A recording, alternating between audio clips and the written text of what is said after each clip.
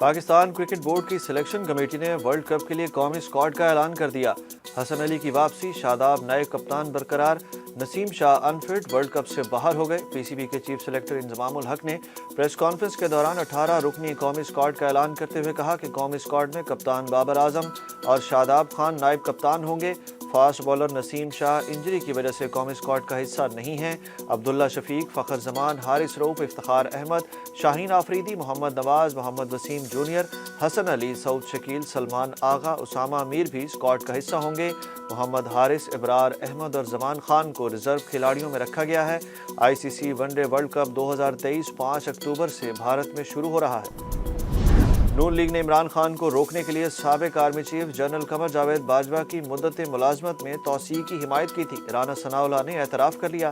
سابق وزیر داخلہ نے نجی ٹی وی پر بتایا کہ سابق آرمی چیف کی توسیع 2019 میں عدلیہ اور پی ٹی آئی حکومت کے درمیان تنازع کا سبب بنی، جب سپریم کورٹ نے اس وقت کے وزیر اعظم عمران خان کے جنرل باجوہ کی توسیع کے نوٹیفیکیشن کو معطل کیا تھا۔ سابق وزیر داخلہ کا کہنا ہے کہ جنرل باجوہ کی توسیع کے لیے ووٹنگ پارٹی کی جانب سے فتنے سے لڑنے کے لیے ایک حکمت عملی کا اقدام تھا۔ شہباز شریف اور مریم نواز کے لندن پہنچنے کے بعد مسلم لیگ نون کی اہم بیٹھک آج ہوگی۔ اہم فیصلے متوقع۔ ذرائع کے مطابق اہم ملاقات میں نون لیگ کے آئندہ انتخابات کے حوالے سے بیانیہ پر مشاورت ہوگی، جبکہ پارٹی قائد کی 21 اکتوبر کو وطن واپسی سے متعلق حتمی فیصلہ کیا جائے گا۔ ذرائع نے بتایا کہ آج کی ملاقات میں مسلم لیگ نون کے ناراض رہنماؤں کے تحفظات بھی دور کیے جائیں گے۔ اسلام آباد کی احتساب عدالت میں 80 نیب ریفرنسز کا ریکارڈ جمع کرانے کا سلسلہ آج بھی جاری۔ ذرائع کے مطابق آج بھی 20 سے زائد نیب ریفرنسز کے ریکارڈ جمع کرائے جانے کا امکان ہے۔ نیب کی جانب سے گزشتہ روز 26 ریفرنسز کا ریکارڈ احتساب عدالت میں جمع کرایا گیا۔ سابق وزرائے اعظم یوسف رضا گیلانی، راجہ پرویز اشرف اور فرزانہ راجہ اور روبینہ خالد سمیت دیگر کے ریفرنسز کا ریکارڈ بھی جمع کرا دیا گیا۔ اسلام آباد کی احتساب عدالت نے ملزمان کو سمن جاری کرتے ہوئے طلب بھی کر لیا۔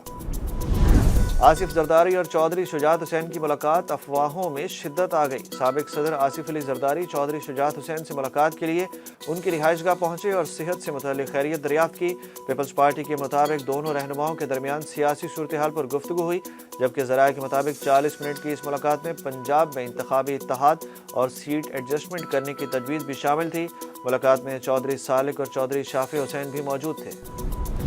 اسلام آباد ہائی کورٹ نے چیئرمین پی ٹی آئی کی اہلیہ بشرا بی بی کی ایف آئی اے میں طلبی کا نوٹس معطل کر دیا۔ اسلام آباد ہائی کورٹ کے جسٹس بابر ستار نے درخواست پر سماعت کی۔ عدالت عالیہ نے اس حوالے سے ایف آئی اے کو نوٹس جاری کر کے جواب طلب کر لیا۔ درخواست میں موقف اختیار کیا گیا کہ اسی عدالت میں مرکزی کیس اب 30 اکتوبر کو سماعت کے لیے مقرر ہے۔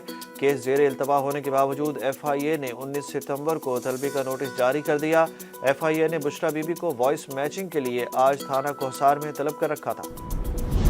سپریم کورٹ نے فیض آباد دھرنا نظر ثانی کیس سماعت کے لیے مقرر کر دیا۔ چیف جسٹس قاضی فائز عیسیٰ فیض آباد نظر ثانی بینچ کی سربراہی کریں گے، جبکہ بینچ میں جسٹس امین الدین خان اور جسٹس اطہر من اللہ بھی شامل ہوں گے۔ سپریم کورٹ 28 ستمبر کو فیض آباد دھرنا کیس کی سماعت کرے گی۔ ڈالر کی قیمت میں کمی، روپے کی قدر میں اضافے کا سلسلہ جاری۔ کاروباری ہفتے کے آخری روز کی ابتدا پر انٹر بینک میں ڈالر 1 روپے 2 پیسے کمی کے بعد 291 روپے 75 پیسے پر آ گیا، جبکہ نگراں وزیر تجارت گوہر اعجاز نے پیش گوئی کی ہے کہ ڈالر کی قیمت 260 روپے تک آ جائے گی۔ جس نے ڈالر باہر روکے ہیں وہ منگوا لے، جس نے ڈالر کہیں رکھے ہیں وہ وائٹ کروا لے۔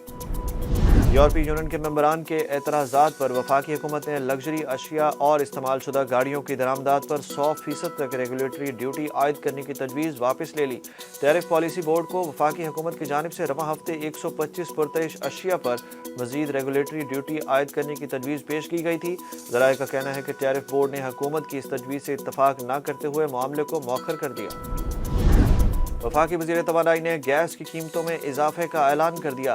نگراں وزیر برائے پانی اور بجلی محمد علی نے کہا ہے کہ ملک کو گیس سیکٹر کو یومیہ 100 کروڑ کا نقصان ہو رہا ہے، جو پورا کرنے کے لیے گھریلو صارفین کے گیس کی قیمت بڑھائیں گے۔ نگراں وزیر محمد علی نے لاہور چیمبر آف کامرس میں خطاب کرتے ہوئے کہا کہ ہمیں گیس ٹیرف میں وراثتی فرق ملا ہے، ملک میں گیس قیمت کا فرق ٹھیک کرنا ہے، جس کے لیے ورکنگ مکمل کر لی ہے۔ جس صوبے سے گیس نکلتی ہے اسے گیس دینا پہلا حق ہے۔ کینیڈا میں سکھ رہنما کے معاملے پر امریکہ نے بھی بھارت کو وارننگ جاری کر دی۔ امریکی قومی سلامتی کے مشیر جیک سلیوان کا کہنا ہے کہ امریکہ اس معاملے میں بھارت کو کوئی خصوصی رعایت نہیں دے رہا۔ بھارتی اعلیٰ سطح کے حکام سے رابطے میں ہیں۔ یہ تاثر غلط ہے کہ اس معاملے میں کینیڈا اور امریکہ کے درمیان کوئی دراڑ ہے۔ جیک سلیوان نے کہا کہ امریکہ اپنے اصولوں پر قائم رہے گا، چاہے کوئی بھی ملک متاثر ہو۔ یہ ہمارے لیے تشویش کی بات ہے۔ ورلڈ کپ میں پاک بھارت میچ کے لیے ہوٹل میں کمروں کا حصول ناممکن، فضائی کرائے بھی 400% بڑھ گئے۔ رپورٹس کے مطابق ٹکٹس اور ہوٹل کے کرایوں میں مزید اضافہ متوقع ہے۔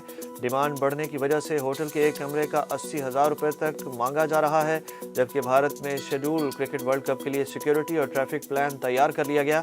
رپورٹ کے مطابق ورلڈ کپ سیکیورٹی کے حوالے سے سیکیورٹی آفیسر کا کہنا ہے کہ ورلڈ کپ میچز کے دوران ملٹی لیئر سیکیورٹی ہوگی۔ اسٹیڈیم تک شائقین کی آمد کو آسان بنانے کے انتظامات کیے گئے ہیں۔ پاکستان اور بھارت کے درمیان میچ احمد آباد میں 14 اکتوبر کو شیڈول ہے۔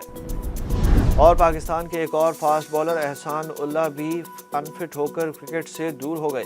ذرائع کے مطابق لاہور میں احسان اللہ کی کہنی کا آپریشن ہوا۔ کچھ ماہ قبل احسان اللہ دائیں ہاتھ کی کہنی کی تکلیف میں مبتلا ہوئے تھے۔ احسان اللہ قومی اکیڈمی میں ویٹ ٹریننگ کرتے رہے، جس سے مرض بگڑ گیا۔